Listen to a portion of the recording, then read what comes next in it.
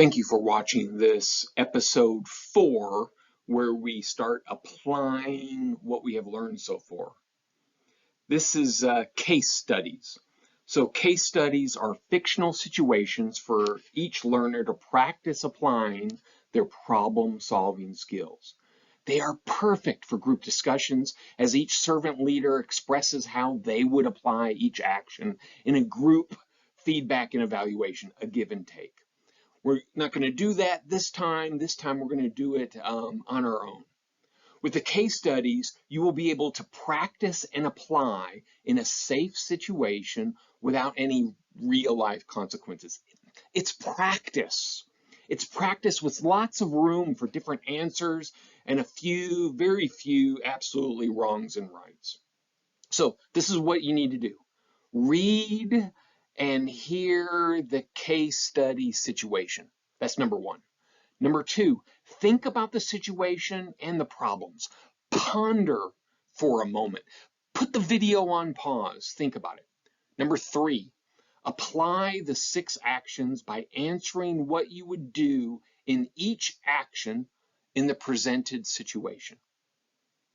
Number 4, work through and apply as many of the 6 actions as possible. Remember, you're the servant leader. You're trying to solve this problem. Number 5, come on, have fun with it. It's only practice. It's an exercise. This is your chance to be creative. And number 6, learn from the experience for the future. Let's jump in.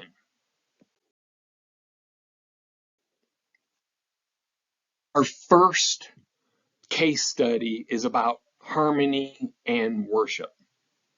In the quaint town of Harmonyville, nestled between rolling hills and echoing with the sweet sound of church bells, the Harmony Community Church was renowned for its strong sense of community and vibrant music ministry. The heart of this ministry was the church choir, led by dedicated volunteer lay leader, you. You are the lay leader. You are the church choir director. In this story, you, a seasoned musician and passionate choir enthusiast, has successfully led the choir for the past 5 years. Under your guidance, the choir has grown both in size and skill, becoming a center part of the church's worship experience. However, as the choir expanded, so did the dynamics among its volunteers.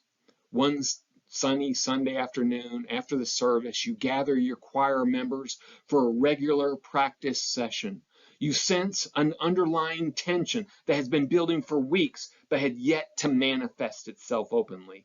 As you begin directing the choir, you notice hushed conversations and exchange glances among 2 key members: Rachel, an accomplished soprano, and Mark, a dedicated tenor. The issue at hand was the selection of songs for the upcoming Easter service.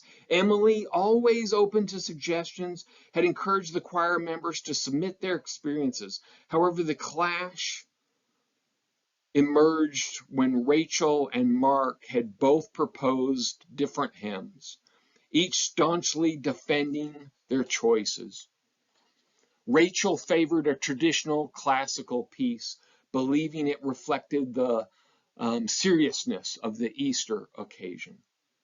On the other hand, Mark championed a more contemplative arrangement, convinced it would engage the younger church members of the congregation and inject new energy in the service. The tension escalated during the practice session between Rachel and Mark, with passive-aggressive comments and subtle disagreements disrupting the harmony you had worked so hard to cultivate. Recognizing the urgency of the situation, you called for a temporary halt to the practice to address and deal with the conflict. Apply the 6 actions. What do you do? Pause the video. Take a moment. Think about it. Work through the 6 actions for problem solving such a scenario, my friends. Hit pause. Moving on. The next case study is about a harmony event. At the church, nestled in the heart of a tight-knit neighborhood, the congregation eagerly anticipated the annual Harmony Haven event.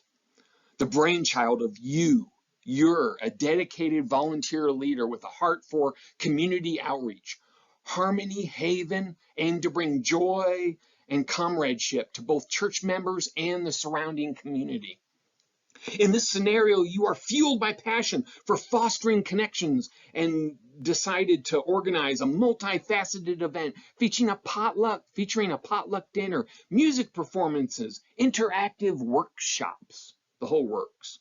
You envisioned Harmony Haven as an opportunity for church members to showcase their talents and share the warmth of the church with the broader community.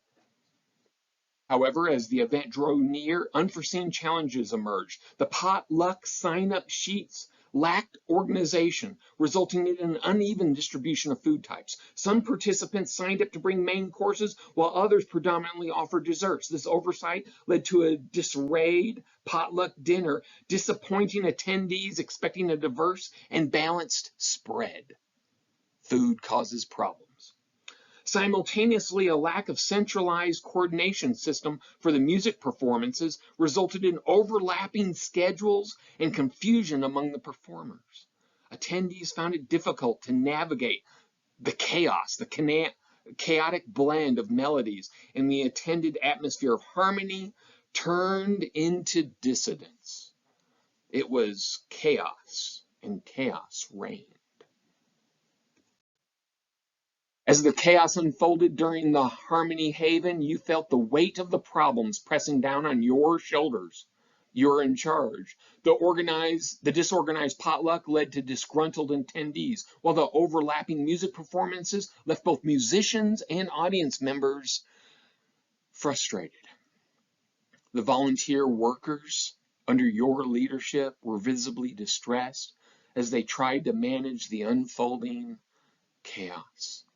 Some volunteers were overwhelmed with the food distribution. Others attempted to untangle the musical schedule mess, but the lack of a clear plan exasperated the confusion. Adding to the chaos, you received complaints upon complaints about insufficient seating, technical difficulties, a lack of communication regarding the event schedules, layers of problems. As layers of problems accumulate, you realize the enormity of the situation. The event has fallen apart. Your event. Apply the 6 actions. What do you do? Here's an opportunity to practice. Take a moment, ponder, meditate on the situation, put yourself in it, and decide how you'll do the 6 actions for problem solving. Pause the video if you need to. It's time to practice.